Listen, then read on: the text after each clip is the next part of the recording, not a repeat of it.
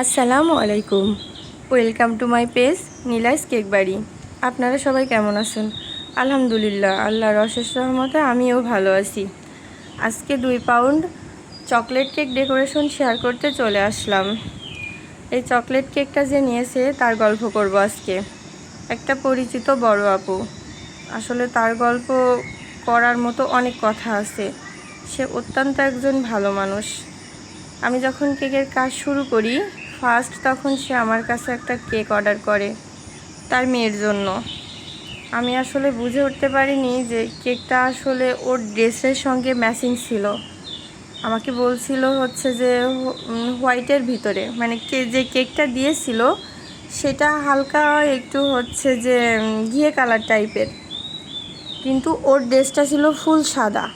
আমি তো সেটা জানি না, বা আমাকে সেটাও বলেও নি।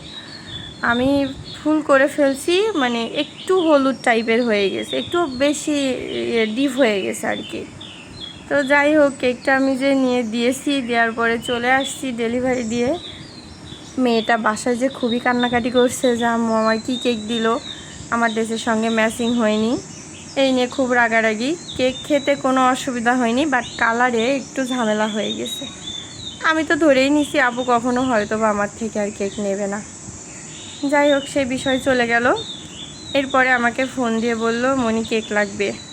তারপরের থেকে এই যে সে আমার কাছ থেকে কেক নেয়, কখনো মনে হয় আর অন্য কোথা থেকে 1 পাউন্ড কেকও কিনে খায় না। পাউন্ড কেক বলেন, যে কেকটাই বলেন, সব কিছুই আমার কাছ থেকে নেয়। মাশাল্লাহ, কেকগুলো অনেক সুন্দর হয়, আপুদের অনেক পছন্দ কেকগুলো। আর এখন যেভাবে কাস্টমাইজ কেকগুলো দেয়, আমি সেম সেভাবে করে দেওয়ার চেষ্টা করি। ফন্ডেন্টের কিছুদিন আগে আপু একটা অনেক অসাধারণ কেক নিল, আমার করা ফার্স্ট ফন্ডেন্টের কাজ। মাশাল্লাহ, আমিও বেড়ে গেছি। কেকের কাজটাও অনেক সুন্দর হয়েছে এবং আপুদেরও অনেক পছন্দ হয়েছে।